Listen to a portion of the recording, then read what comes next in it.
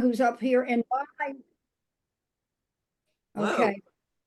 Let me introduce Janna. Janna Weiss currently practices acupuncture and teaches mind science in New York City, so watch out. She holds a PhD from the University of Texas, Austin in biological sciences, botany, actually ethnobotany. I didn't know we had such a thing. Janna is also a human rights activist and a blogger for peace, for Tibet, and for the rights of people with developmental and psychosocial disabilities, something that Tara would know when Ken gets here, or those perceived to be so. And Janna began studying Tibetan Buddhism with Dharma Friends of Israel in 2005. And Janna is an emissary for the Dalai Lama, which is what impressed me. So Janna is going to present her program, so I'll be quiet and we should probably all mute ourselves unless Janna says otherwise. And you want me to help you with your slides? It's okay. I'll just start with a short meditation is what Oh, good. Addie requested. Welcome, everyone. I'm really happy to meet all of you. In terms of, so we'll start with a brief meditation and then I'll figure it out from there. So just generate first a motivation for loving kindness and compassion and healing for this world. And with that motivation, we'll bring our attention to our bodies, to our breath. You can place your feet flat on the floor or find some whatever comfortable position. If you can keep your spine straight, that's beneficial. You can keep your hands face down on your thighs, that's good, or any other place where you're comfortable.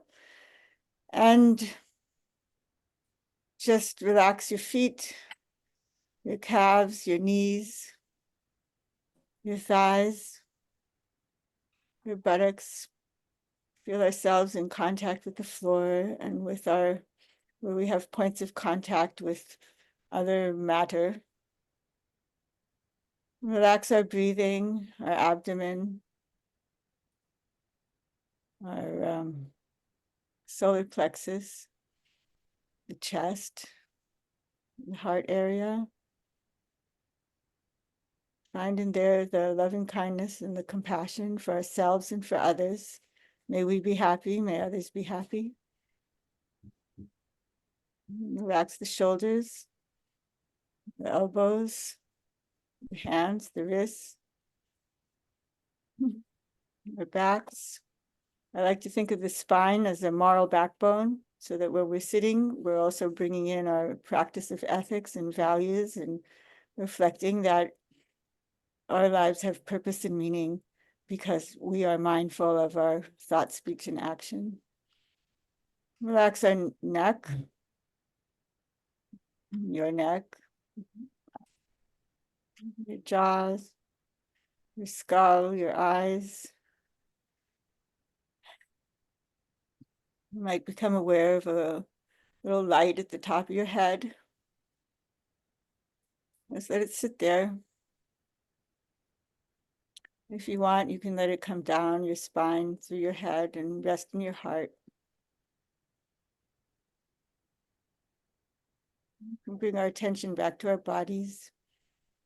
Wiggle our feet, wiggle our toes. And again, bring our motivation for peace and healing to this world. And may our understanding of how we exist and others exist and our happiness depends on the happiness of others. May that understanding generate out and be a result of this gathering together. And yeah, so we can bring our thoughts of loving kindness to ourselves, our families, to the people in front of us in these little Zoom squares. And welcome.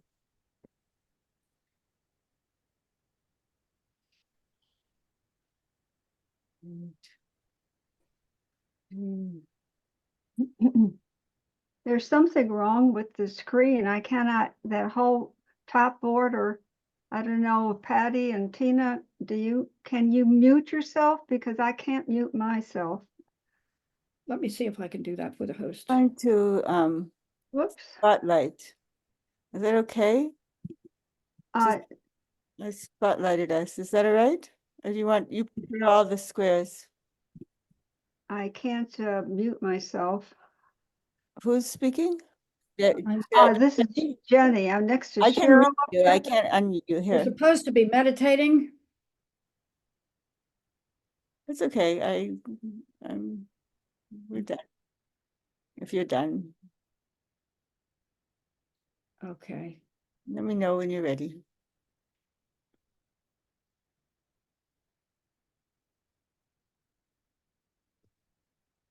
Okay. So I was requested, Patty said she asked, I don't know if she asked everyone here, but some of you here, what you would like me to speak on. And the request was for the Four Noble Truths that the Buddha taught. That's the very first teaching that the Buddha taught. And so, so I wonder if you have questions, and if you have questions, you can put them in the chat. You can ask them. You can actually interrupt me. I don't mind. If it's appropriate, I'll answer. If not, I'll answer at the end. I have not timed this presentation, so I apologize. I have a lot of slides. So we'll just go until we want to stop. We'll just do that. And then I have a dedication at the end that I'll offer. And then if you want to stay for more questions and answers, I can stay till midnight, as long as you want. I don't think anyone. Thank you. Eastern time. Yeah. So yeah, I'll share the screen. Does anyone have anything at this point to share or say? Welcome, Henry, and everyone. So here, I'll find my slides. So let's see, share. So I realize here that not everybody is ARE. So I thought you were kind of all ARE. So I made this slide. So thank you, Patty, for inviting me, and to all the friends here, whether you're ARE or not, you're all very welcome. And some of you may be familiar with the Four Noble Truths. Maybe you've read books about them. But I like to start off introducing the Buddha, first of all, as a scientist. The Buddha grew up in India, and where there was a tradition of meditation and looking at the mind. And he set out to find out why there was suffering in the world. He encountered old age, sickness, and death. And then he saw a yogi meditating and asked, what's that? What is he doing? And set out on his own to study his own mind. But there were no Buddhists at the time that the Buddha first gave his teaching on the Four Noble Truths, or the Four Noble Discoveries that he discovered about the nature of the mind. But what he discovered and the way he taught was in fact revolutionary. So he was a scientist and a very great educator, and a social justice activist who transformed society, because he said that your caste doesn't matter. Whoever you are, you can have the same discoveries and realizations with your mind. Everybody's got a mind. So quoting the Dalai Lama here, I'm gonna try to, let's see what I can do here so I can see what's written here. Don't know how to do this in the dark here. What do you need to do here? I can read it. Would you like to read it? So the Buddha, so quoting, I see. I don't know. I have to do something else here. I'm not, I don't know where I I am. minimize the pictures and then that you can see what's read. If I do this, I lose everything. All right, so let me just get this out of the way, and I'm trying to minimize. So let's go back here. You can see the screen? Oh, I can. Okay, so the Buddha himself made clear, all my followers, I'm still stuck. because my chat is here. All my followers, monks, scholars should not accept my teaching out of faith, but rather through thorough investigation and experiments. So I don't know, I can't do this like this. Everything's black, so I can't see. Janna, when I put it on full screen, I can see everything. Are you, and I want to, this I thing, go up to view and do full screen. I'm closing the chat because it's in my way. So here, now, Yes, okay. yeah, all right. So there we go. Screen share, there we go. Sorry about that. All right, so through investigation and experiment. And the Dalai Lama says the same thing. He says, investigate, use your mind. That's the best thing you have. The most important thing you have is to use your mind and to investigate. The Buddha said, you check like you check gold. When you're about to do a purchase, when we go to buy a car, we check, we look at different prices and different safety features and mileage and all these features. Don't accept anything that I say on blind faith, but you check the same way we rub and polish and burn gold to make sure that it's gold through and through. You check to see whether what I'm sharing with you is factual or not. You yourself check. And Bob Thurman, who I love, used to say that Buddhism was in fact 2/3 not religion, but then he changed and he says Buddhism is in fact 5/6 not religion. And he wrote it in a book in, I don't know, I guess I don't know if you can see me, but he wrote it in Is Bliss. That's his most recent book, as far as I know, for lay people, about the Four Noble Truths. It's called Wisdom is Bliss, 4 friendly fun facts that can change your life. And so a prior book is Love Your Enemies. And the Tibetan Buddhist monks have been studied by Richard Davidson in the lab, have been through fMRI machines and had lots of electrodes put on their head. Richard Davidson is wearing the jacket. And 30 years ago or so, the Dalai Lama asked him, you psychologists and researchers, neuroscientists, why are you studying only depression and fear and anxiety states? Why don't you take a look at compassion and, other traits that are socially beneficial and also for the individual? So he started studying, and Mintyui Carr, who's written many books, The Monk and the Philosopher, Altruism, many books. He was a molecular biologist before he became a Tibetan Buddhist monk about 40 years ago, and or more, and a translator of the Dalai Lama in French.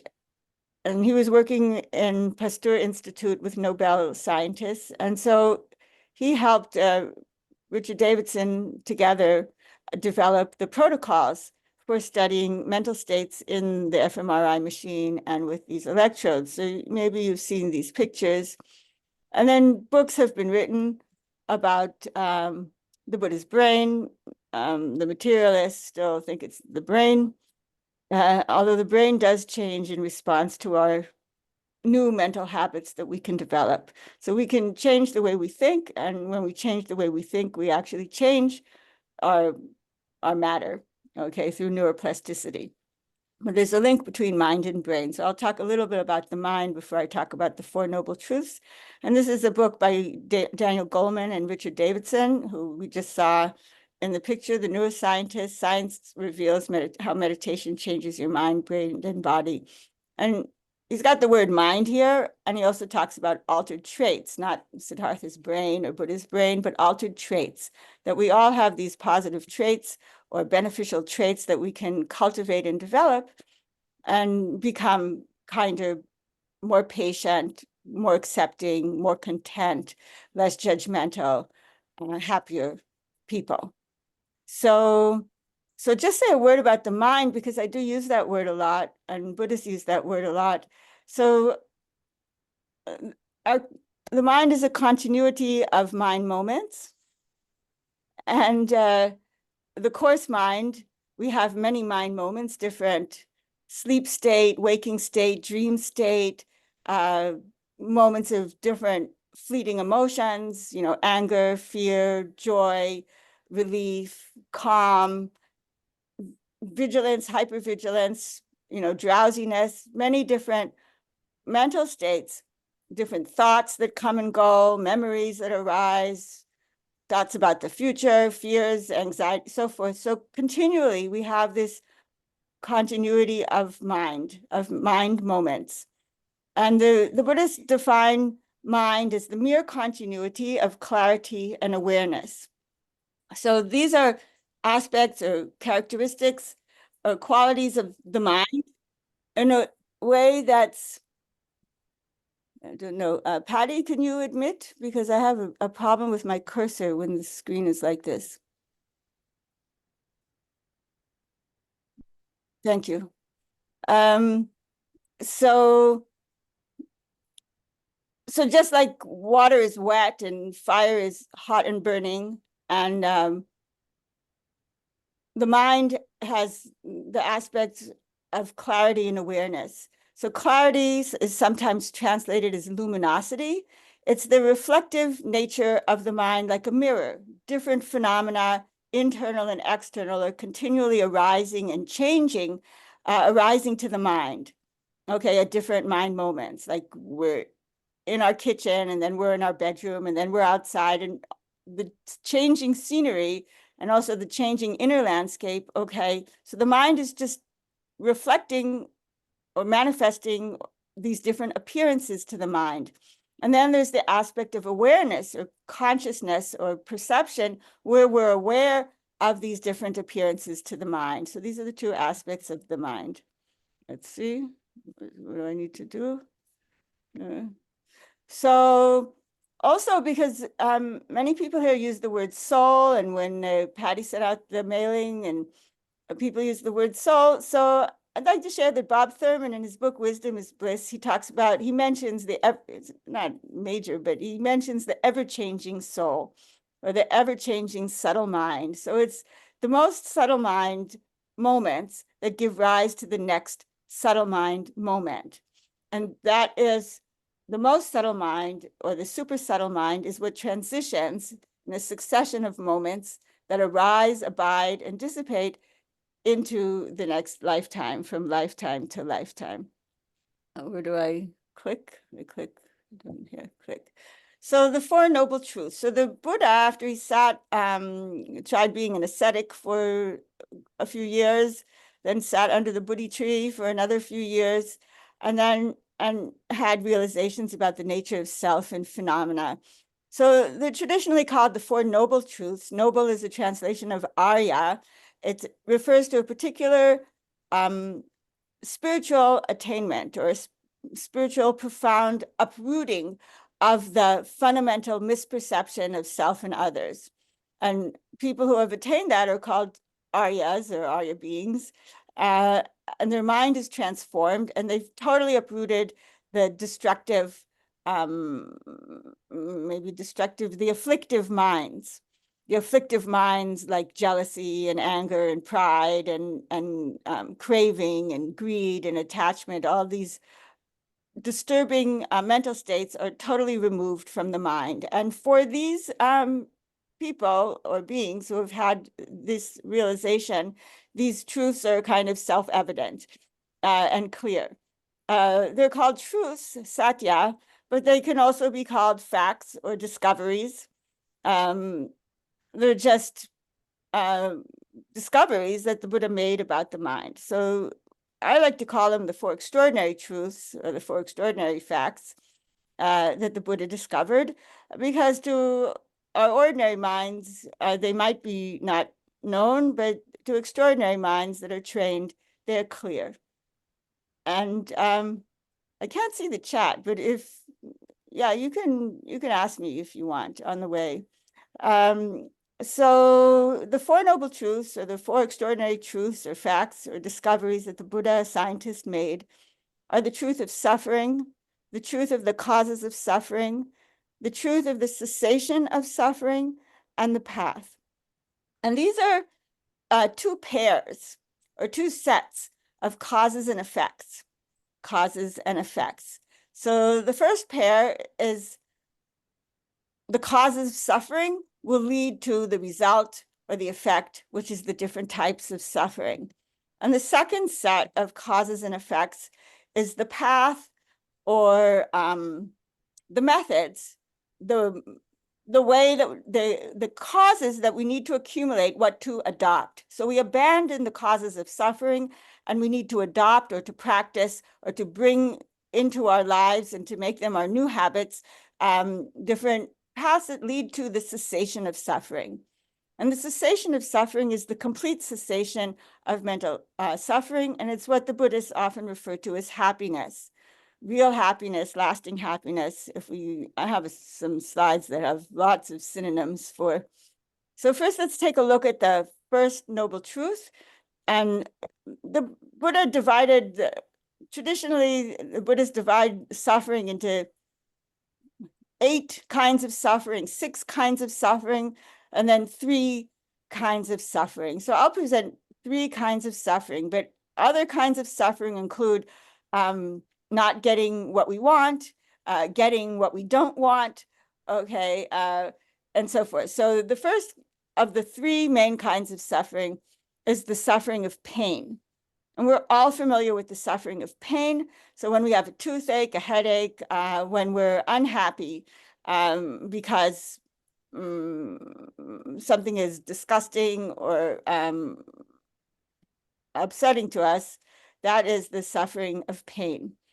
And everyone thinks of suffering in this sense. It's kind of the obvious kind of suffering.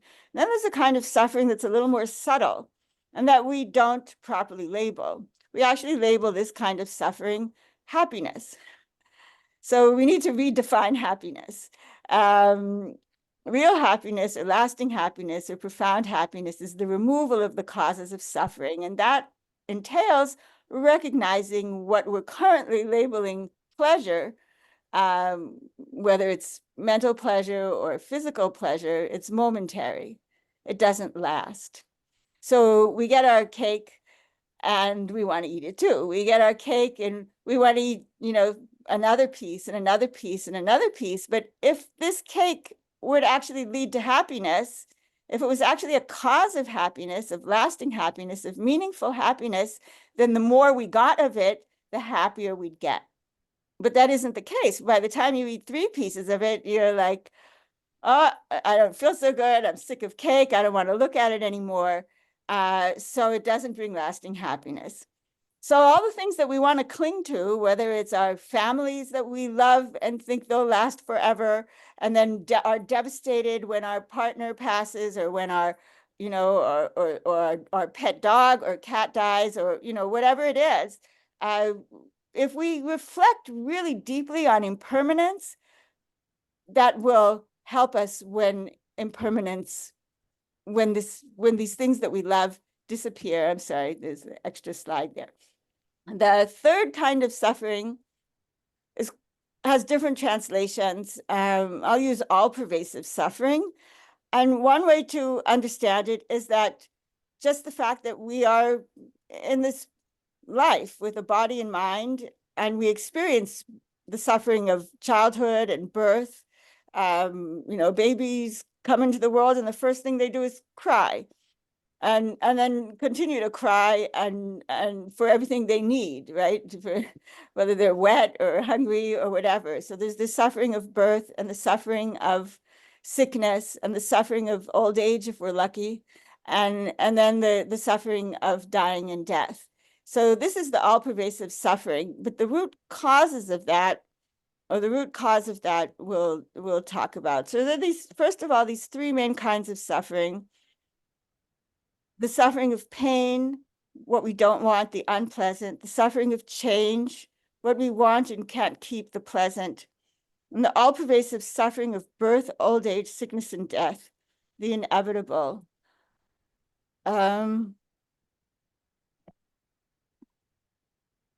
So now I'll share with you the causes of suffering. So the causes of suffering, since I'm presenting as 3, I'll present also 3 causes of suffering. And the first kind of suffering arises from this all bad projection.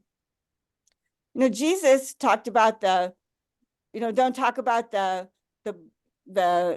mote or the speck in your brother's eye until you've examined the plank or the beam in your own eye. And the Buddha used different terms, but it's basically the same teaching.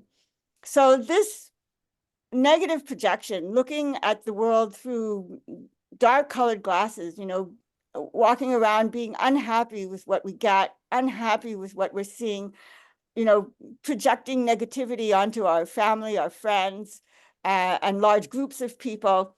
This is the cause for the suffering of pain. And all of our hatred and anger, as well as disgust, arise from this projection. The Dalai Lama met Aaron Beck, who founded cognitive behavioral therapy, CBT, and they agreed that this all bad projection, what the Buddhists call aversion, is 90 or 95% mistaken. So it isn't that it's 100% mistaken, but the way we present almost as caricatures, some of our politicians, for example, are maybe not realistic. Okay, not a realistic view. So we need a more realistic view in order to relieve ourselves of the suffering. So the second is the suffering of change arises. Our experience of the pleasant, so-called, comes from, okay, does pleasant equal realistic and lasting happiness? Well, we already said it doesn't. Let's see, can you let them in? Here we go. There's Kevin, oh my goodness. Okay, welcome, Kevin. So we also have a tendency to look through the world through these rose-colored glasses. How do I move this? Don't know how to move this. It's not moving. There we go. So we have these dual projections, and this the Buddha called attachment, or translated into English as attachment, and it's an all good projection. And our greed, our craving, our addictions come from this. So, we meet someone and we get so excited and we just see all sparkles, oh, this is going to be, love ever after. You get married, and then 2-3 years down the road, studies have found that's when the sparkles wear off. Okay, and we start to develop a more realistic view that this is a human being just like me, imperfect just like me. But we project this perfection and this alternating. And that's called, in psychological parlance, that's called splitting, the psychological defense mechanism of splitting, the projection of all good and all bad. And in Buddhism, it's called attachment and aversion. So the root cause of suffering is the root cause of the all-pervasive suffering. And it is our mistaken view of self, of I, me, my, mine, our ego. And the Buddhists call that ignorance. It's a fundamental ignorance. It's not knowing, it's not knowing French, or it's not knowing, how my computer works, or a car engine. It's a fundamental ignorance of a mistaken view of self as existing totally independently.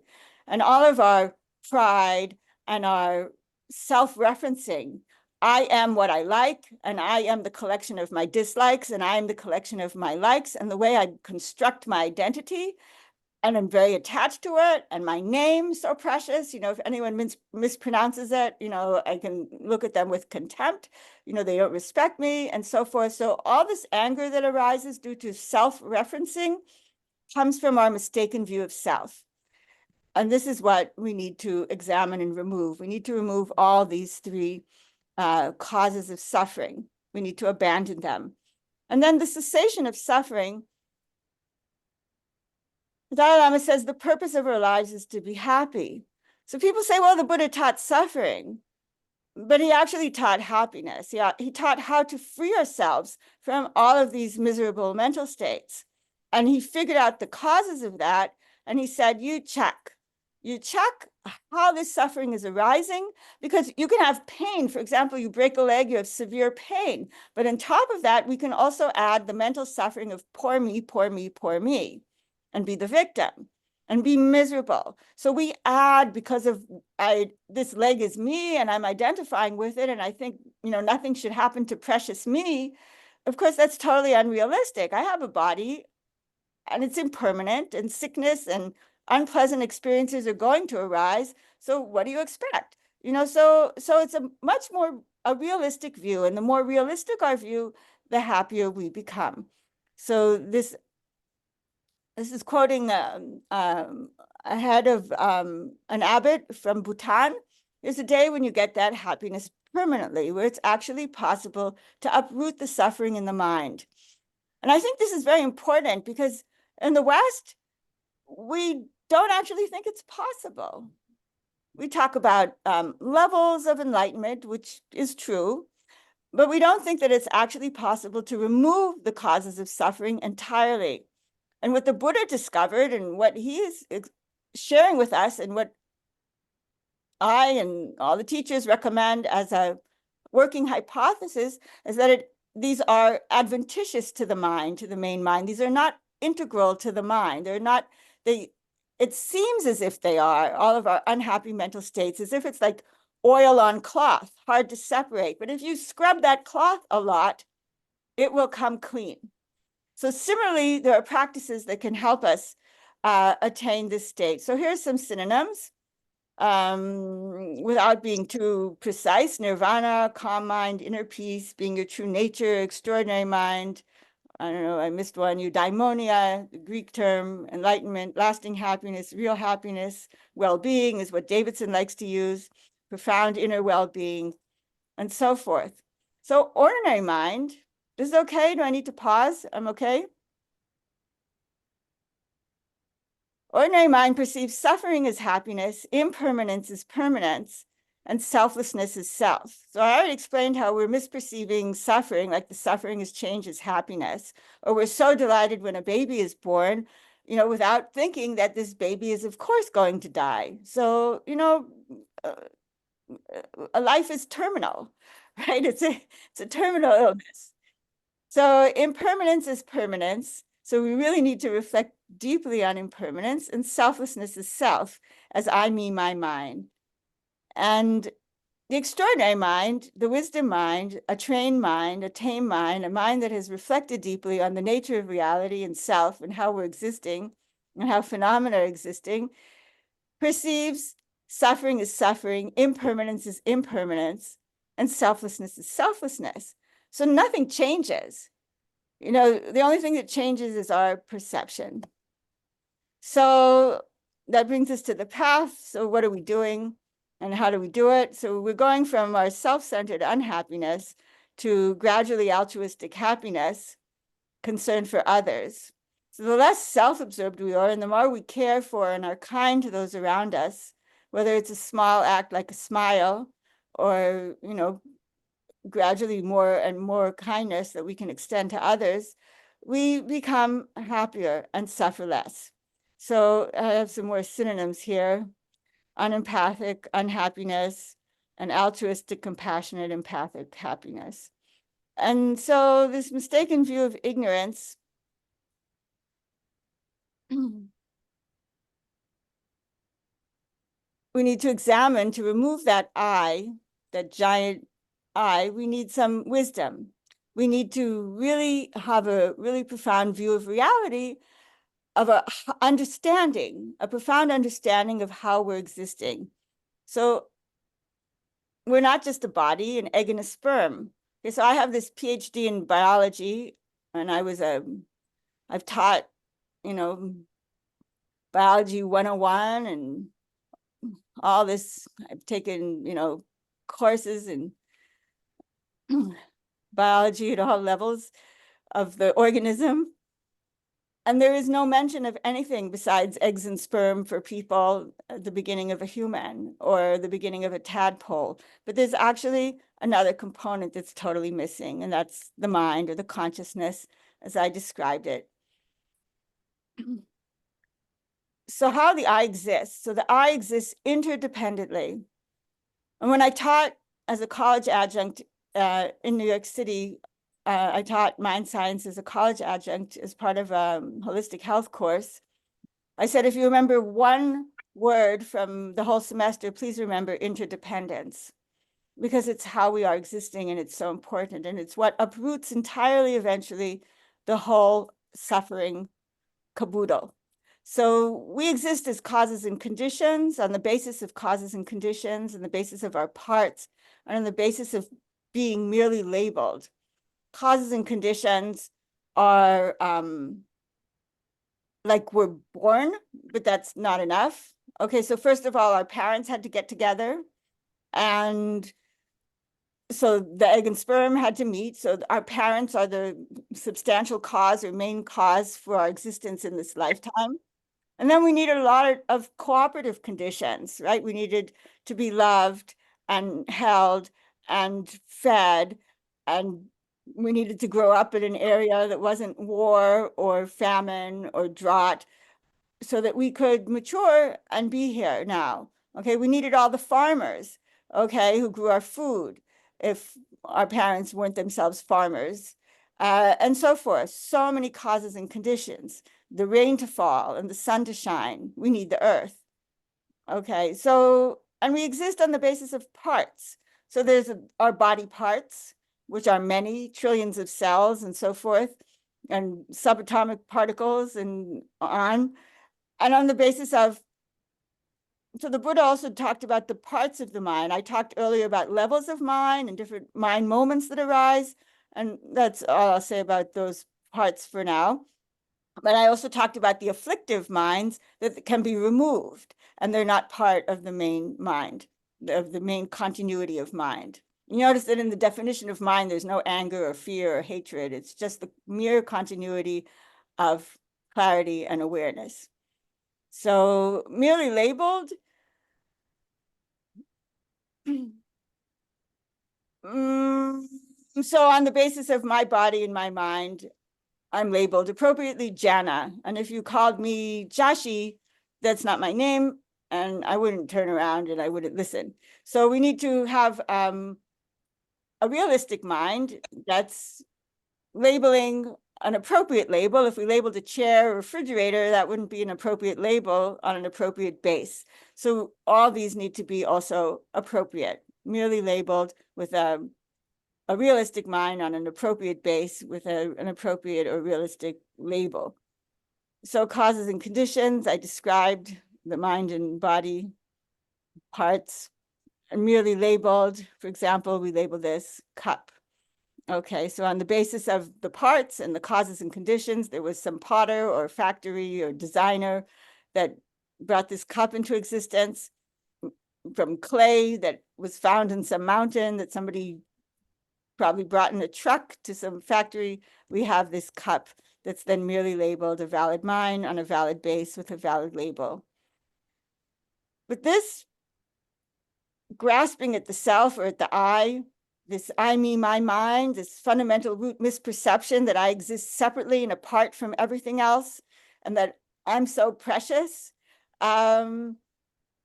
it's not enough to just understand how we're existing in order to uproot it. We need to dig really deep at that fundamental root cause to uproot that taproot.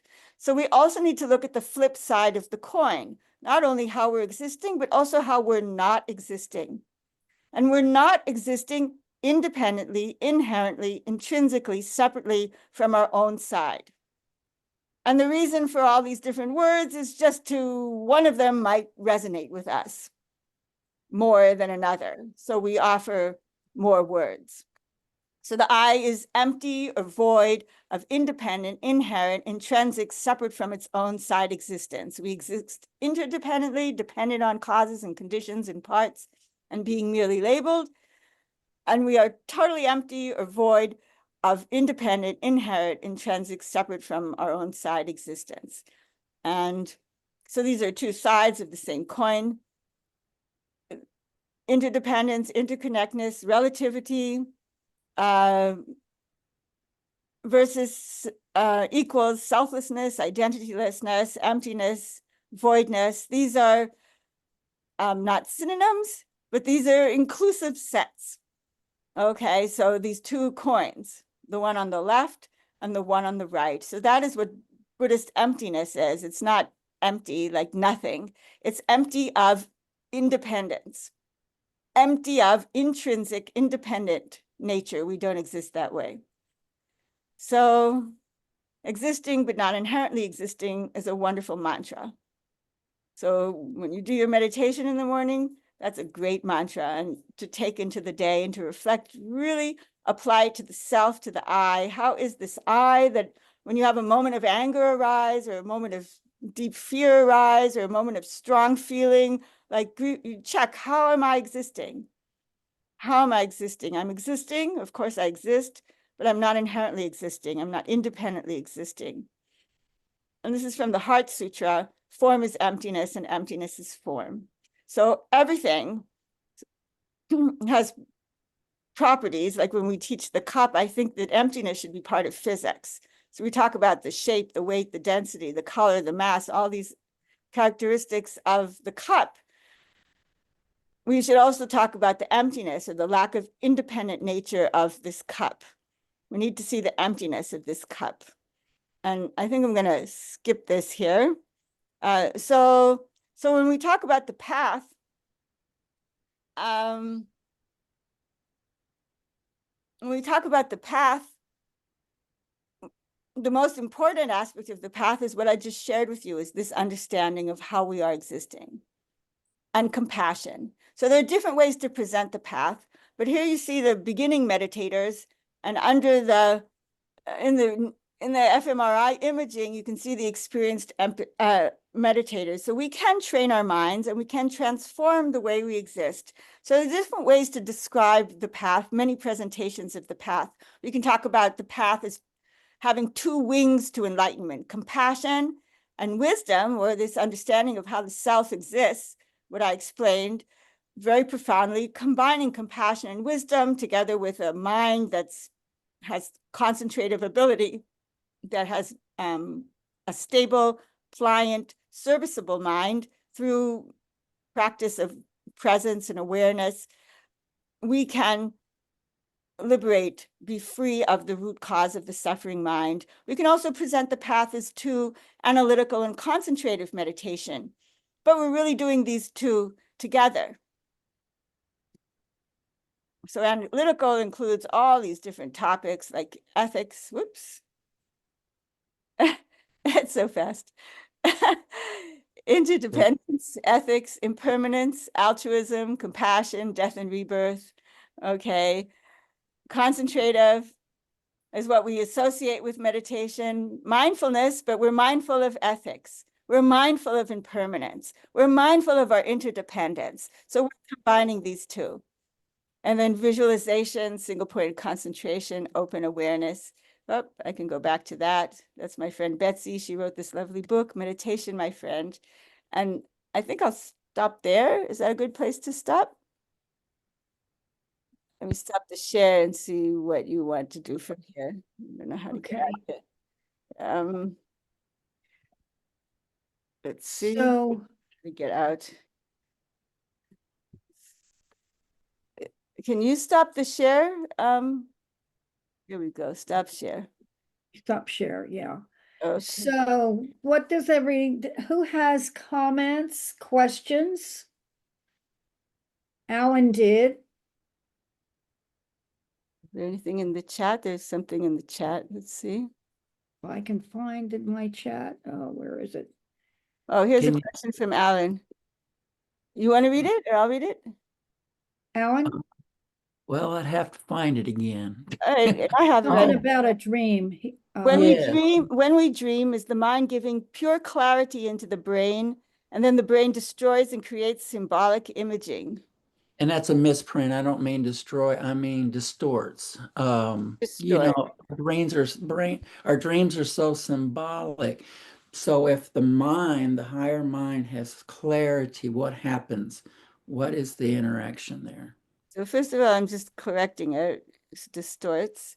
When we dream, you know, in the Jewish Hasidic tradition, the Baal Shem Tov, the founder of the Hasidic tradition, he said that every time we dream, it's a letter from God, he said. So it's very beneficial to pay attention to our dreams. So in our dreams, we are actually in a in the most subtle or very subtle state, mental state. So we have mental clarity if the dreams are vivid, and but our mind has lots of afflictions. So then, we might misinterpret it. We might not know what to do with it. We might be confused by it. We might be, so just pay more attention. And, dream journal, very beneficial to pay attention to our dreams. So I would say, it's all in the mind, right? And then through our practice, the brain from a Buddhist perspective is the body. Okay, it's physical. Okay. Physical. Okay. Physical, yeah. And so the mind is affecting, the neural pathways, right? If we meditate daily on compassion and kindness and reflect deeply on how we're existing, and we somehow manage to kind of undo our self-centered knots, and attachments and clinging to the things that we cling to. I can probably count quite a few objects in my house that, reluctant to part with, So this clinging, if we start to reflect on it, clearly we're not taking it with us. We don't take any of so reflection on death and dying and impermanence can really help us to relieve us of that, right? So we're not taking any of our stuff when we die. We're not taking our family and friends, as near and dear to us as they are, and even if they surround us at our deathbed, right? We're not taking them with us. Okay, and we can be reborn into other families. We might be reborn into the same family, but we might be reborn into another family, and have a whole new set of relationships, even a different language or a different religion or a different, I don't know if it's true or not, but one psychic that I studied with said, that this is my first lifetime in a Western body. So, so I've traveled all around. So, hi, Kevin. Greetings. I do have a question. Yeah, sure. Yes. There's come to be a rather prevalent philosophy that essentially in this philosophy by Ayn Rand, she discounts altruism by describing altruism as a blank check that a person can draw on someone else at any point in time. And so therefore, she doesn't believe that true altruism can exist because it will still always be based in someone's needs or someone's self-interest per se. I don't necessarily believe that. I think in the creation, we have examples of dolphins working with altruism. And I was wondering if that could be reflected on for a moment. Sure. Yeah, Ayn Rand, I was like, I hear Ayn Rand, and I'm like, so on my blog, if you visit my blog, I have actually quoted and linked to an article by Mathieu Ricard, the monk who was going into the fMRI, yeah, Mathieu, the French monk, yeah, Ricard, R-I-C-A-R-D, Ricard. Yeah, he's got a wonderful talk also, a TED Talk. It's also on YouTube called How to Let Altruism Be Your Guide. I recommend it. But he has a book on altruism. So he's written commentary on Ayn Rand. So I guess the short answer would be listen to Ayn Rand, go take a look, examine, you check, and you see if she's happy or not, if you think she's happy or not. If you think that she's actually happy, then you can follow her philosophy. But I would I think it might lead to a lot of suffering myself if you look at the state of the world. So I don't know if I've answered the question adequately. Is that adequate? I think you have, and you've given me a resource to look to. It's become quite prevalent in some social orders, her particular philosophy, and because it included that dimension. I've always found that one, part of a struggle as far as the benefits that philosophy may have, per se. Yeah, so the problem is the altruism that is limited, so-called altruism. It's my nation, right? My army, my country, and we're now have the perspective of our common humanity. So that's the problem, is that you know, so she was referencing, you know, Hitler's Germany, you know, and all these so-called altruists, but those aren't real altruists. They were, that's still an extension of self and I mine identification. That, oh, my people, my nation, my land, my territory, my culture, it's got a lot of my there. Via. Yeah. Oh me, Yeah. my, oh me, oh my. Disaster. Yeah.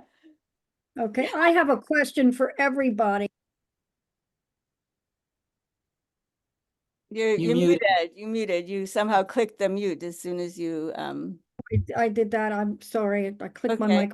Yeah, you're good. The people here from my study group, I think, were attracted to the talk for the alleviation of suffering, the identification and alleviation of suffering. And you did a great slide presentation. Could you go into more detail on the attachments and expecting things to be permanent, and what could be the root cause of suffering of so many? Nobody's asking that question. And if anybody else has a more detailed question about suffering, would you please ask it? Because I'm not suffering, so I'm okay. Okay, so first I'll just try to reflect the question because I'm not sure I understood the question. So you would like me to elaborate more on the whole issue of suffering and how we can relieve it? Yeah, I'm I wondering would, why- yeah, but I let somebody else ask a question. I'm trying to get them to ask a question about suffering. Okay, here's another hand and another hand. And so Henry, you want to ask? My question wasn't related to suffering in that regard, and I have to give that some thought. It was on another matter. Could we hold on the suffering for a moment, Patty? Well, I don't know. It's up to the people, because there's some of us here that are. I'm just typing the questions in the chat. So go ahead with the question. I'm sorry, I interrupted you. Well, I also too in the introduction when you came on, there wasn't the introduction didn't contain your background as far as reincarnation is concerned. Oh, You know, please. in that regard. And which I wanted to add, Patty and Mr. Kevin Ryerson's in the house tonight, who's our lead in our reincarnation research. If you want to learn a lot about reincarnation, it's reincarnationresearch.com. And myself, Janna, and Kevin are in that group and doing some amazing work. Look at the website. My question was for you, and then I'll digress back to the suffering. My question was, is there a particular book that you recommend? And I know Kevin brought up one resource with you there, but is there a book that you recommend? Is there like a Buddhism for Dummies that I could go ahead and I could look at? Because I'm so unfamiliar with so many of the different concepts. And Yeah, so, there's Buddhism in a nutshell. Buddhism in a nutshell. I'm not sure if Venerable Amy Miller wrote it or Venerable Thupten Chodron wrote it. Buddhism in a nutshell. Buddhism in a nutshell. Yeah, you can start there, or you can read The Four Noble Truths by the Dalai Lama. It's a little book. Remember what Edgar Casey said about Buddhism. Jesus could not have brought his message of Christianity without the Buddha having been here first with compassion. Now, we who are in study group should know that. Did somebody else come in? Oh, Mark is here. Okay. And so the Buddha was laying down a pattern, just as Yes. other incarnates that came through were adding to the raising of consciousness, if you will. Okay. And as far as suffering is concerned, do you consider all physical suffering karmic in nature? Yes. Could you expound on that? Sure. So here, first of all, I'm putting this into the chat. Thank you for sharing reincarnation research. So is suffering karmic? Yeah, and the freedom from suffering is also karmic. Well, I don't know, let's hear more questions. I'll do all the questions, maybe see how we go about them. Alan, yeah? Yes, my question was about suffering because my belief system is I brought in a lot of suffering from family I was born in, and so why do we do that? Is it not essential? Because here we're learning to alleviate suffering. So can you expound on that for me? Sure. Especially bringing in from past lives. Sure. So yeah. So I guess we got to the, lower the hands. So let's see.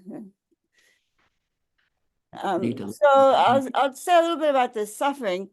And then if you want more, you can, yeah, more, Alan? No, I was trying to Oh, get rid okay. of I my love hand. it.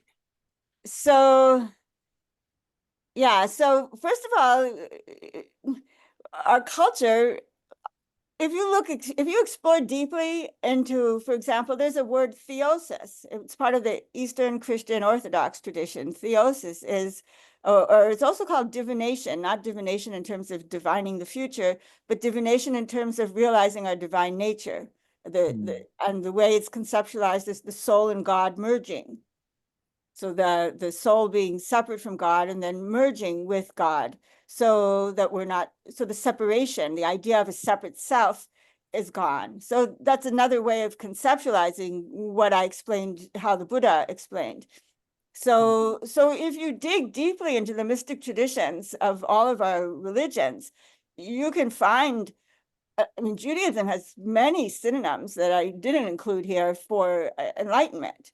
And I skipped the Peace Pilgrim slide. So maybe I should pull it up.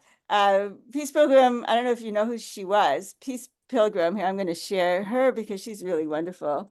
And I love Peace Pilgrim. And I'm almost done translating her book into Hebrew. So this is peacepilgrim.com. She was a North American non-denominational saint who walked across the United States on foot for peace 6.5 times. She walked, when she reached 25,000 miles for peace, she stopped counting. And she spoke to churches and communities and was interviewed by newspapers. And she only slept in a bed when she was offered a bed. She only ate when she was offered food. And if you watch Peace Pilgrim speaking to a college class, at the end of that presentation, she talks about that the head of a psychology department explained her personal, she talks about her own personal path to enlightenment. I have a slide. Should I show it? You want to pull up another slide? I don't know if I spend more time pulling up slides here. Let's see. That's the whole thing. Here, share. Here. Doesn't take too long to find here. Play. So this is what this psychologist, the head of a department, proposed to her. She talked about how she was more self-centered and concerned about herself when she was younger. And then she started thinking, well, why should I buy more dresses when other people are hungry? So then she makes these larger lines where she started to think about herself in relation to others and feel uncomfortable about, just buying herself more treats, more pleasant things.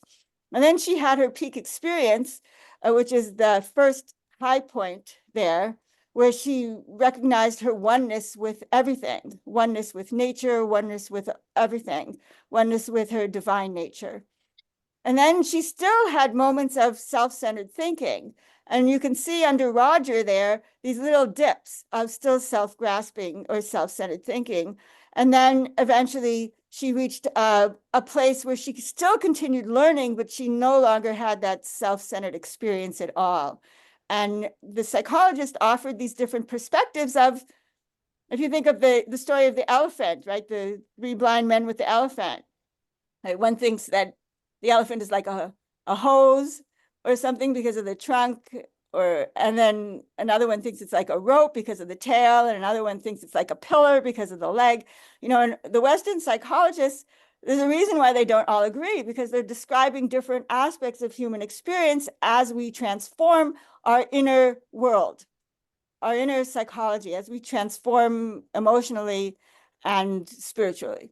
So Freud talked about the self-centered self, and then Adler was kind of more of the awareness of other, Maslow peak experience, Carl Rogers, I guess I'm missing an S, Carl Jung, and Fromm talking about agape versus agape being universal love. Let me get out of here. Versus hedonistic, right, pleasure. So I don't know, maybe I've wandered from the question. So that's with, yeah. So Janna, I was just going to mention, it seems like when we get into happiness, we stop thinking so much about ourselves and start thinking about others. I would say so. Yeah, Okay. because if you're not, because your own needs have been met. Depending what your needs are. Well, we still have need for food and for, Yeah. We still have basic needs. I mean, if Pilgrim, if no one ever offered her food in the 17 years that she, or 20 something years that she, 23 years that she walked for peace, of course, there wouldn't be a Peace Pilgrim, but, but she walked on faith. She walked on faith and people fed her. And she didn't carry any money. She had no backing. She just, people only offered her food, and she only ate when she was offered, or when she ran into some berries or, apples in an orchard or something. So I think, I think if we really understood that, now it's not like nobody in cultures where there's an understanding of enlightenment that no one commits suicide. There are these, the Indian women who put them or get thrown onto the pyres with their husbands, yeah. It's not that no Tibetan or Chinese person or, anybody never committed suicide, but the culture as a whole has an understanding that there are wholesome minds that we can cultivate, and that there's a purpose to it. And so if you have that profound understanding of the third noble truth, and then some understanding of the path, then, why would you be miserable? Then every suffering is actually a gift, because it's a reminder to practice. Every moment of unpleasantness is a reminder. And actually, when I started studying the Buddhism in 2005, sometimes I had this window in my house that opened inward. And sometimes I'd forget to close it. So I'd bang my head on this open window. It opened like a door. And every time I'd bang my head at 2005, when I started studying Buddhism, I just burst out laughing. It's like, oh, I'm getting rid of some negative karma, some bad karma. And then I would think, I take on all the suffering of everybody who'd ever had a headache, or ever banged their head, or ever had a brain tumor, or whatever, and wish them happiness. And then your own suffering becomes so small, you see. So then you can change how you think about the unpleasant experiences, and take that on the path. You take the unpleasant as reminders. Okay, so I'm suffering now from anger. So, maybe I need to work on a practice of patience and tolerance and more acceptance and less judgment. Right now I'm experiencing a lot of grief. So maybe I do need to reflect more on impermanence and death and dying, and, that everything that looks rosy is not going to last forever. And so we start applying antidotes to our minds. And so the teachings are, and then there are many presentations of the past. So I mentioned two-part presentations, right? Analytical and concentrative, and compassion and wisdom. But there are other presentations, like the three-part presentation is ethics, compassion or altruism, and then the wisdom, the profound understanding of how we exist, right? Of how the self exists. That's the three-part presentation. So you need ethics as the foundation of everything we do. If you're not honest with yourself and with others, how can you develop a realistic view? Jesus said the truth will set you free for a reason. It's the realistic view that frees us. And then a six-part presentation of the path is generosity, ethics, patience, joyous effort or perseverance or diligence, and concentration, which is developing the serviceable, stable attention, and then the wisdom, which is the profound understanding of self and how we don't exist independently. So I don't know if that's helpful for, does that answer like the question of suffering? And I don't know if I answered enough about. Yeah. I like the idea that every time we go knock and it shall be open, that as we open that door, we might bang our head on it a few times and then be able to be aware of a higher state of consciousness. Sure. Great.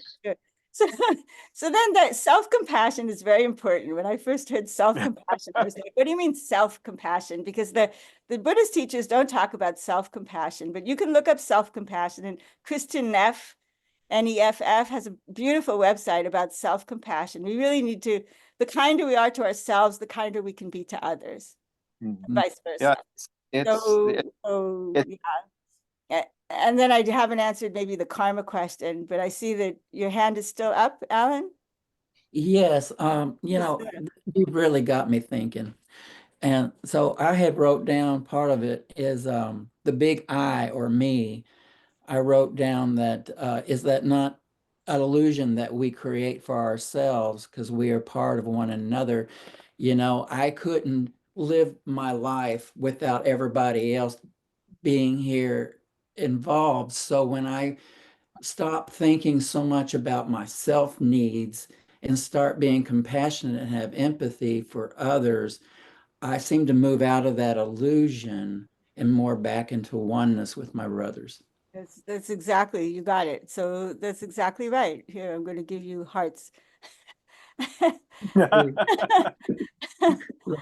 Yeah, it's for everyone, not just for Alan. Yeah, hearts. Yeah. Thank you.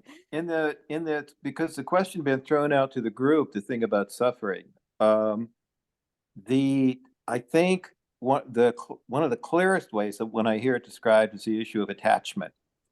There have been people who are clients of mine who often have what I would call a romantic notion of what family is supposed to be, and they are attached to that. My sister's supposed to love me equally, but we don't get along. Why is that? That often then leads to the question, why was I born into this family? What is my karma? Why am I different, et cetera, et cetera, et cetera. And if you give them an example, maybe from the cultural paradigm they come from in this issue of romantic nature of family, sometimes I would mention to them almost the cliche, you can choose your friends, but you can't pick your relatives as a start. But then if I shift to the idea where an enlightened being like Yeshua said, here are my families, my mother's brothers and sisters, when he was speaking of the divine, they hear that and they start thinking of humanity on a more expansive level.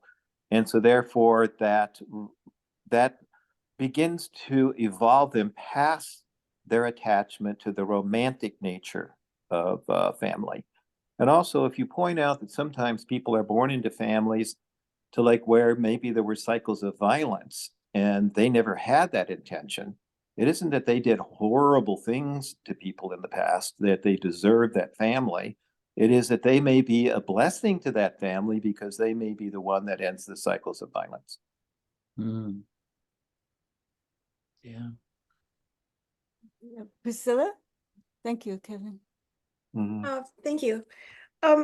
When you mentioned suffering is a gift, would that be more for the benefit of our awareness or our growth? Or are they both the same? Definitely.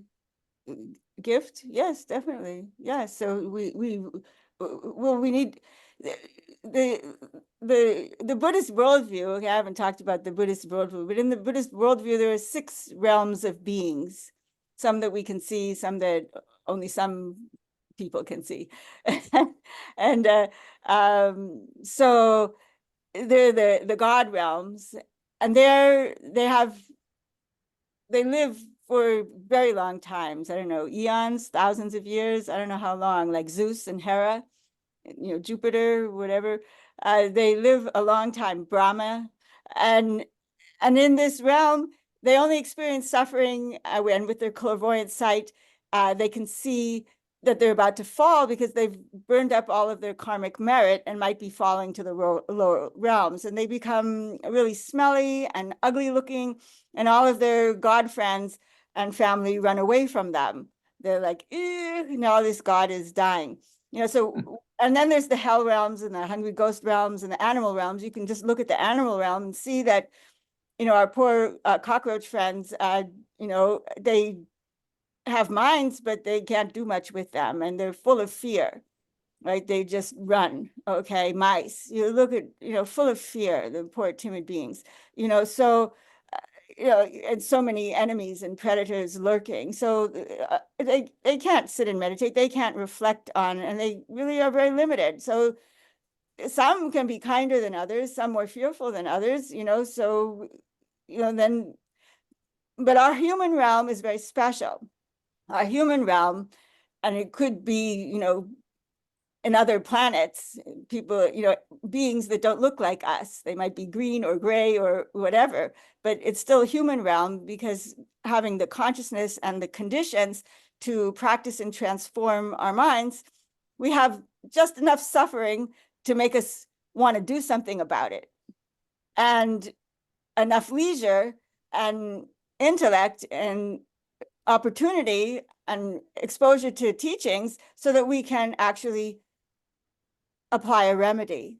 So first of all, that's very beneficial. And then without that motivation, without recognizing that we suffer, why would we ever bother? Matthieu Ricard, in an older talk, it's called, it's another TED talk that he gave, an older TED talk. It's something like the habits of mind, something about habits. I forget what it's called. He says, oh, my French friends, he says, they like their suffering. They say, without suffering, life wouldn't have meaning for them, so they're not interested in changing anything. So, so people have different ideas about it. So I'm just offering, one idea about it. You can take a look at what the Buddhist scientists said, and, like I said, take it as a working hypothesis, check it out, see if it has value. I think, I don't know, people here are spiritual practitioners, and anyone who's meditated for any length of time might notice themselves becoming just a little more patient, or a little more accepting, or a little more kinder to people, or at least catching ourselves when we're not. So the self-awareness, like, oh, did I do that again? Did I lash out again at somebody who's very near and dear to me? So we are noticing more. So that's already an inkling, a realization that maybe we're, in some right direction. But if our practice isn't making us a better person, a kinder person, then we're not doing something right.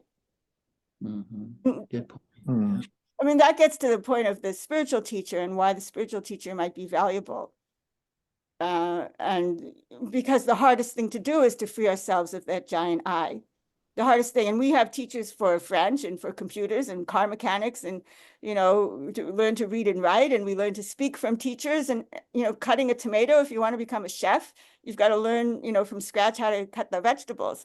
So so the most difficult thing in the universe or the multiverse is to free ourselves from this notion or illusion or delusion, total misperception, mistake, error of the I.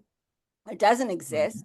And it is called the object of negation because it's what we need to identify as the problem. So the problem isn't out there. We keep pointing to the problems out there. It's this politician or that politician. But the problem is actually how we grasp and cling to this I. And then if we have that realization, then we can share it with others. Then, Putin might sit down and meditate. That would be wonderful, and have realizations. Erdogan. So, and I would love to get them over here to sit and talk to them. Yeah, so we can imagine, yeah. So did I answer something? Maybe? Yeah. Yes. Oh, that's wonderful. And There- Tina, somebody else, Priscilla has, I guess that's not anymore. And that was my question, and yeah, you answered it. I answered it. So I don't know if I've answered Henry's question about karma. Or Patty's question about suffering. I think you pretty much did. When we were talking about suffering, and you've mentioned suffering being a gift, I'm assuming that you were talking about all types, not just physical, but emotional and things of that nature.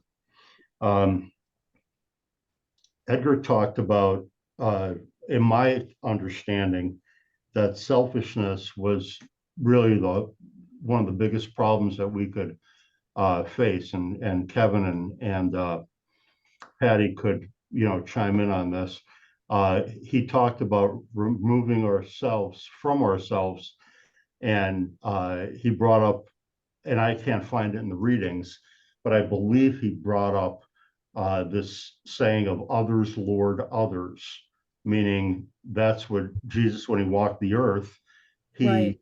recited that mantra, if you will, and it gave him the power from above, from the divine, to pass through him and really hand it off to others. Kevin, are you familiar with that reading or no? It rings a bell with me. Yes, it does.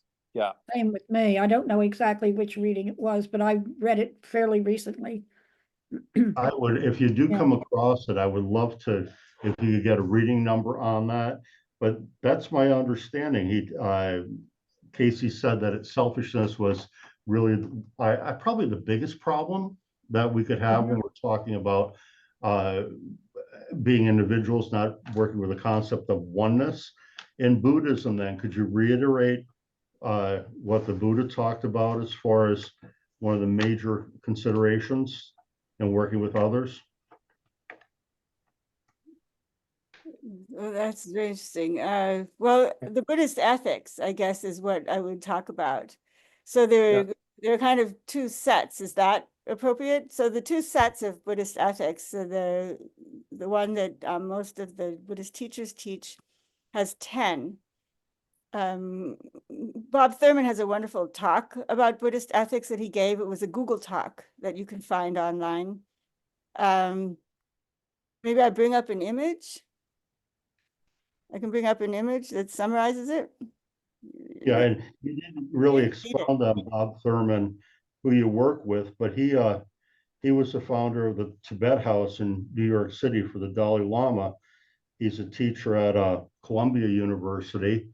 And you might know the Thurman name because his daughter is Uma Thurman, the actress. Uma Thurman, Ethan Hawke, and that's who Janna communicates with frequently, Bob Thurman, at the Tibet House. So anyway, so he has a presentation about this, but so there are 3 of body, 4 of speech, and 3 of mind to avoid or abandon. And then there are 3 of body, 4 of speech, and 3 of mind to adopt. So the 3 of body to abandon, and I'll do the what to adopt and what to abandon together, the superior virtues, or to adopt. So there's Kevin with us. Kevin, he came back. So so the 3 of body are no stealing, no sexual misconduct. That means no harmful sex, and no stealing, no harmful sex, and no killing. And some teachers say that of all of the 10, the worst is killing. But others say that the worst I'll get to is the wrong views of the mind. So, so the antidotes to those are generosity. So the more we practice generosity, the less likely we are to even have the thought to steal, to take something without permission, or that wasn't given. And then beneficial sex or celibacy, if you want to go that route, but find beneficial sex. And then no killing, the antidote is saving life. So from there comes the Buddhist practice of life release. going to markets and buying animals that are destined to be killed, and releasing them, releasing fish, releasing eels, releasing turtles, releasing yaks. You go to Tibet and you find yaks with ribbons in their ears, marked to live out their lives without being harmed, without ever being butchered. Sheep, goats, and so forth. So anybody can practice life release. You don't need to be a Buddhist to practice life release. I have a video on my YouTube of Bobby Kennedy catching a rattlesnake and letting it go. So anyone can practice life release. It's a wonderful, wonderful way to, you can catch the bugs and let them go. You don't have to kill them if they're in your house. And it brings a lot of joy to do that. And then the four of speech are no lying, no divisive speech, no harsh speech, and no meaningless speech. The four antidotes to that are, of course, honesty, truthfulness, instead of lying, reconciliation, bridging, restorative justice, bringing people together, helping to resolve conflict is the antidote to divisive speech. And I will share just quickly that there are levels of divisive speech. So if you say something bad about, make up a lie or even tell the truth that somebody's, sleeping around on their spouse, for example, that could cause harm, not just to two people, but to whole families and extended families. If you say it about a friend, you might split up a friendship. That's two people, but it's worse to do it and harm a family. But it's worse to be divisive about groups of people, because if you're divisive about whole groups of people, that results in war. Look at the devastation.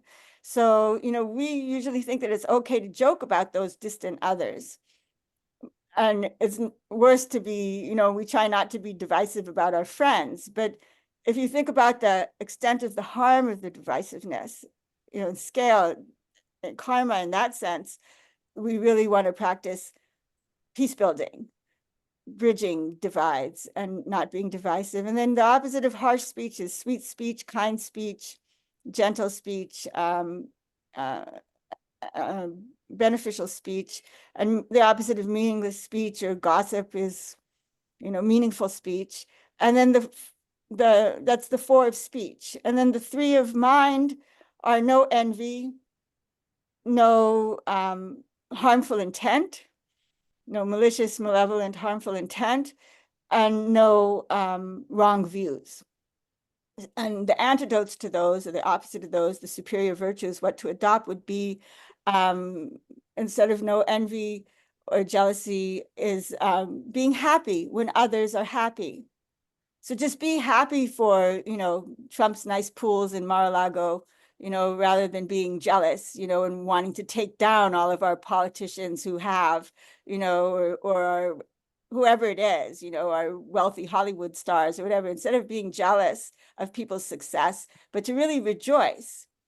The Chinese are busy chopping off, literally torturing, realized teachers, monks and nuns, and harming, people who are kind. But, if we were just could appreciate what they have to offer, rather than harming. So envy is very destructive, and the opposite is rejoicing, being happy when others are happy.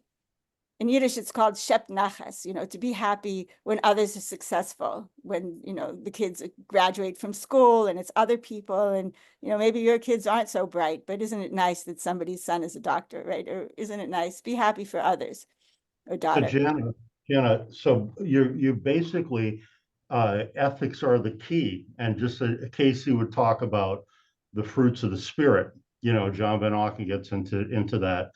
And it's about having a consciousness about you and dealing with people and choosing, that right or left side of the brain, the positive or negative, or, the removing those things that would be adverse, if you will. Absolutely. In that Absolutely. regard. So just, so yeah. really based on ethics then. And I was gonna mention something too. When Edgar talked about the fruits of the spirit, they parallel a lot of what you've said as far as Buddhism, and vis-a-vis what I believe Patty said before, was that the Buddha was a forerunner of the Christ prior to coming here. And in those lost years that different authors talk about, like Elizabeth Clare Prophet or whoever it might be, when he was studying in ashrams, and he was in Turkey and Russia and India. So he probably revisited from previous lifetimes, Jesus I'm talking about, some of his training, as far as Buddhism was concerned. It was brought back to his remembrance. Yeah, there's a question about whether Jesus himself went to the Himalayas and was in Ladakh, and he's mentioned in writings in Ladakh, or a previous lifetime of Jesus is also a possibility. That's also an interesting thought. But yeah, so it's quite possible. I mean, Jesus Yeah. also didn't think it was just for Brahmins or priests, that it was for everybody. Yeah, historically, it's well known that Buddhist teachings and things were circulating in the Greco-Roman era when Yeshua was incarnate. So it wouldn't have been unusual that he would add some degree of exposure, to the teachings, recognize their value, and maybe even incorporated elements in his own set of insights he was offering, because there's so many comparables between the different rabbinic enlightenment and Buddhist teachings. Definitely. When you were just visiting, when you called me and you had tickets to see the Dalai Lama, and I wish I could have went, but the notice was very, very short, like the night before. When you went there, what was his message? What was he sharing at that point in time when you met with him? When you You'll laugh, but I didn't have the translation, and he spoke in Tibetan, and I haven't actually found it. It was on Zoom, so a friend of mine had she was connected to Zoom, but I don't do that on my phone. So so I understand that he shared his vision, and I've heard him share that before, that he has had a dream or a dream vision of him. I don't remember the details, but at the Potala or back in Tibet. So he had 3 visions or 3 dreams, and one was that he would be in India greeted, and that manifested when Nehru greeted him. And I forget what when he escaped into exile in 1959. And then there was another, I can't remember offhand. And the third is that he will be returning to Tibet, and he expects to live long enough for the resolution of this problem. But what else he shared, there were 17,000 people, and I was just there. Yeah. But just to be in his aura would be, what word shall I use? I'll use pleasant. Just to be in that aura would really be awesome. Just to be there. I think we should all just, meditate on a quick trip to Shambhala tonight and probably get to meet him in person in our dream journals. Yeah. Alan, you want to do we want to end soon? I'm not sure. So I can stay. So go ahead, Alan. But I have a little dedication, so I could say the dedication. Oh, okay. Well, I'll be real quick. You showed that cup, and it got me thinking about what it took to make the cup, all the different elements, things that brought that into being. And I thought of our souls and what it took for God to have the thought or the love or what all the different ingredients to make us. And so I think when the Buddha or any of us go into this deep meditation, we're getting to know ourselves, and in doing so we're getting to know God, because we're going right back to source. You think that's Boy, thank you for this, Janna. This All is for a cup. This is you mentioned the cup, so I couldn't resist. This is from C-Learning from Emory University, the social, emotional, ethical learning. Usually we hear about social emotional learning, but the program that's developed in conjunction with the Tibetans at Emory University is a K through 12 program that's being implemented in schools with workbooks for social, emotional, ethical learning. And this is a picture of the interdependence of the dependent origination, all the causes and conditions of the cup. You know, Thich Nhat Hanh said, when I drink tea, I think about the clouds. I see the clouds, I see the rain, I see the sun, you know, when he drinks his tea. So, but you said more, you said about God. And so I recently asked, I'm taking Tibetan Buddhist debate. I'm terrible at it, but I'm learning it. And so I specifically asked about God. I said, if you define God, okay. So first of all, the Dalai Lama says, you know, right up front when he has interfaith meetings, I don't believe in God. Okay, so he makes it clear he doesn't believe in a creator God. So I asked my debate instructor, and I actually need to go back and clip that video if I can find it. If you define God as all the realized minds, all the enlightened minds, you know, and I guess karma, causes and conditions, you know, with that karma, causes and conditions, would that, you know, would that work? And he said, yes, that would work. Okay, so, you know, if you know, God is oneness, God is their interconnectedness, you know, I'm meditated and reflected. I grew up Jewish. So, you know, for me, I spent a lot of time reflecting and meditating on God in everything, and God as, you know, one thing, and everything is one thing, you know, like this. So, yeah. And then I was, you know, not religious, or, you know, and then I became Buddhist. So, yeah, so however, I heard a wonderful quote. Actually, somebody in LinkedIn shared a beautiful quote. Maybe it was her own. She wouldn't tell me who said it, and I've shared it with the reincarnation group, that religions are like a swimming pool. All the noise is at the shallow end.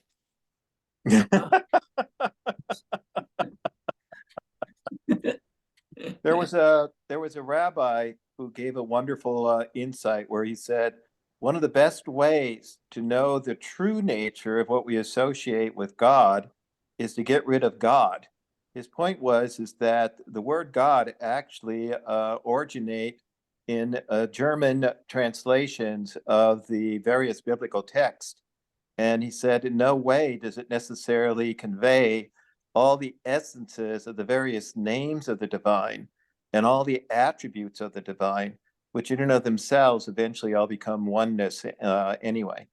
And become our attributes, the compassionate one, the merciful one, right? If you think of the 99 names of Allah, like, you know, and to be, you know, fearless, and to be, you know, these are attributes that we can develop. So the other system of ethics that I didn't share just very briefly is the 16 guidelines that King Tenzin Gampo wrote. And it is how we should treat each other. And it includes just, you know, kindness, loyalty, respect, contentment, patience, you know, 16 of these, right? Service, forgiveness, yeah, gratitude.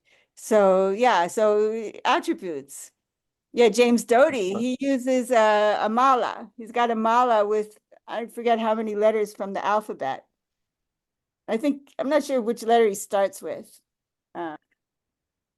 Yeah, so those attributes are not just out there God, but they're what we cultivate in our hearts. Yep. Yeah. Very good. Thank you. Thanks. Patty, Yeah, folks, I need to depart. I would love to continue to stay, but I actually have to do a good deed. I'm staying with my sister-in-law nowadays, and she has this table that needs to be moved up. So I want to share a dedication. You want to stay for this dedication? yes, I can do that, I think. Very, very quick here. Let me find it if I can copy it. Here, I can copy it. I put it in here. Here. So I'll read it and you can follow along here. Okay. It's in the chat. May anyone who sees me, hears me, thinks of me, talks about me, loves me, hates me, doesn't care about me, by my presence in their life, may they somehow benefit, have their suffering transformed and happiness enhanced. And may this introduction to the Four Noble Truths and with some of Buddhist science benefit all beings directly and indirectly. And by doing this together, may we one day completely perfect our compassion, love, and wisdom so that we may have the skillful know-how, the compassionate, embodied virtues to bring all other beings to that state. Thank you. That's wonderful. Beautiful. Thank you.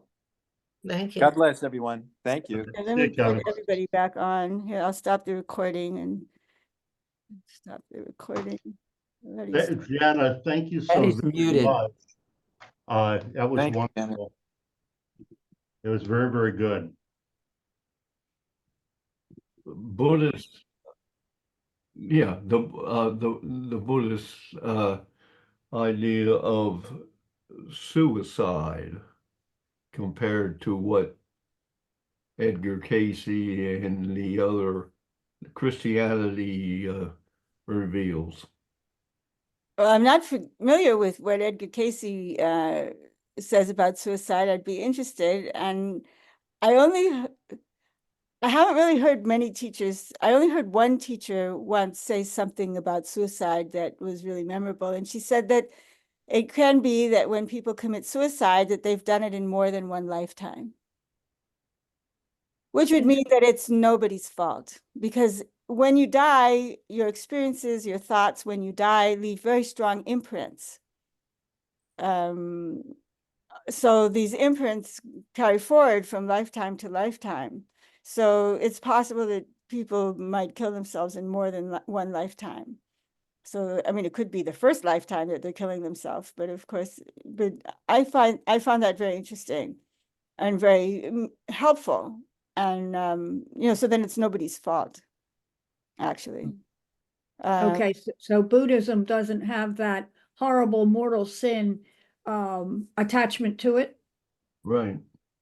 Well, it's You don't know. such a very And valuable. that was my question, because it was actually looked upon as shame, as robbing you're not only your spirit but also God of the right thing. So why were the Buddhists so eager to set themselves on fire during Oh, the Vietnam era?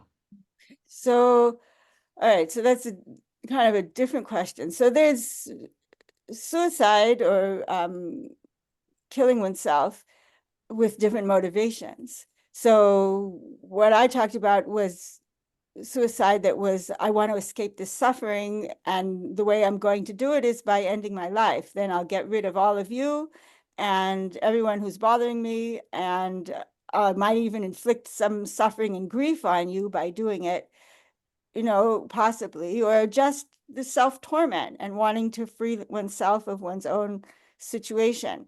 So that comes with a very strong idea of I, and then without an understanding of impermanence, first of all, that whatever suffering or situation we're in, it is impermanent. I mean, eventually we'll die, so, you know, why rush to do it? And then our precious human life is something that I talked about without those words, but this incredible opportunity that we have to transform our minds. So that comes from a mistaken view, an unrealistic view. And then there are the Vietnamese, I'm sorry, I don't remember his name, during the Vietnam War, and over 150 Tibetans in Tibet that have self-immolated. And that self-immolation is altruistic. Maybe not everyone who's done it is realized, but the motivation is huge to relieve the Tibetans of their suffering, and also to relieve the Chinese of their aggression and their suffering, and to bring peace to the world. So the motivation is totally different. I mean, we had here in Brooklyn, in Prospect Park, there was an activist lawyer who self-immolated and apologized in a note for the mess that he was leaving, to protest what we're doing to the planet. So, you know, people can be motivated as a political, spiritual, public you know, that act doesn't end. You see, we're talking about it, right? It doesn't, it reverberates. It is a very strong intention to heal the world. And of course, you know, hopefully we could find other ways in our human body to be beneficial. The Dalai Lama wasn't condoning it, but he did go to visit the first self-immolator in Dharamsala. And because there are Tibetans inside Tibet, but also outside Tibet that have self-immolated. And he just said, don't be angry, not to carry any anger towards the Chinese forward, don't be angry. And then he passed.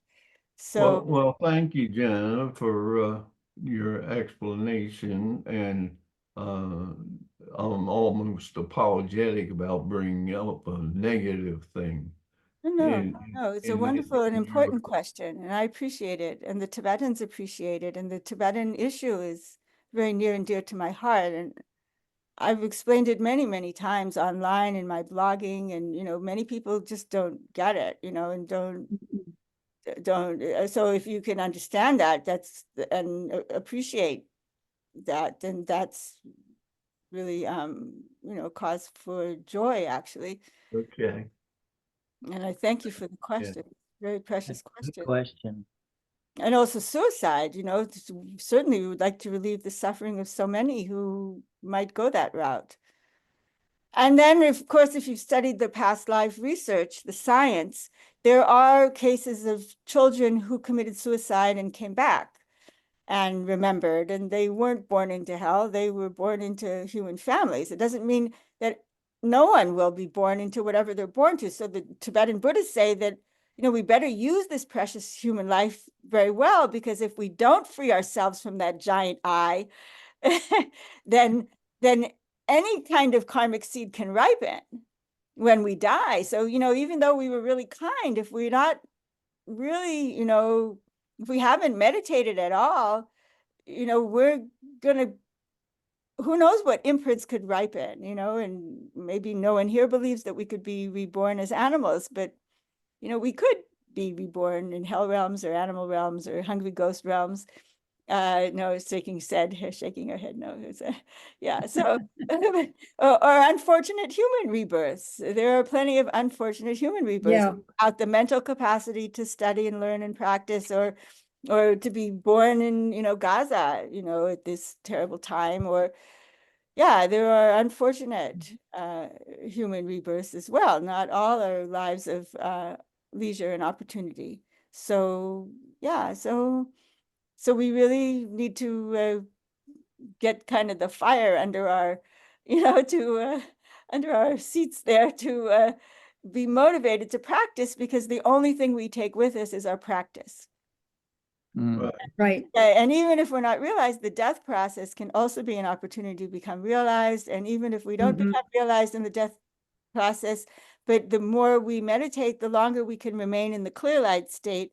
And that burns off a lot of the negative karma, the karmic imprints. And so our next rebirth will be smarter and better able to practice and implement the teaching. So yeah, so there's a lot of optimism, I guess you could say, and a realistic view is an optimistic view. Oh, that's Pretty good. yeah. Thank you. Yeah. That's Henry. But I wanted to say something about a positive thing about the conscious dying. There, I have a friend, an acquaintance, who was there when Hugh Lynn Casey died. And she explained, or she exclaimed, how awesome it was to watch him fight, his spirit fight to leave the body through the crown chakra. He willfully left through the crown chakra instead of the solar plexus. And she said that was an absolutely awesome experience to watch. So I've seen Casey, when Edgar Casey passed? No, his son, Hugh Lynn. Okay. Hugh Lynn's the one that was the mover and shaker for the ARE. And I saw somebody die once, and I don't remember what, I just saw his whole white being just pop right out of the body. It wasn't the crown chakra. But since you're bringing up death. Let's bring the positive part up. Yeah. He was so joyful when he left his body. Oh, was he happy? He said, "Wee, oh boy," flying around the room. You bring to mind a beautiful documentary of someone's death that I will we can share in an email. It's called it's this guy who talks about the 3 E's, and he was dying and he put himself on TikTok and he had this huge following, and then he wanted to film his death.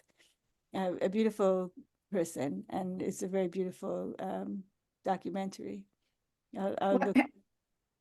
I think Alan, we saw that in study group, didn't we, Alan? You bring that to us? It was another person. I don't know who it was, but they were filmed dying, and you could see the orb leave, and other spirits that were there too, other orbs. Yeah. That's different. Different one. Yeah. Oh, okay. This is a whole documentary. It's called, I can't remember the name offhand. The endless. I'll find it. I'll share it. I would love to see that. Yeah. Oh, gosh. Tell people what you do, Alan. Oh, me? I'm a personal caregiver, a CNA. Oh, is it? Okay. Take care of old people. Yeah. For any age, but my experience has been mostly old people, yes. Now We- I'm old. No, you're not. That's the You're not. I love to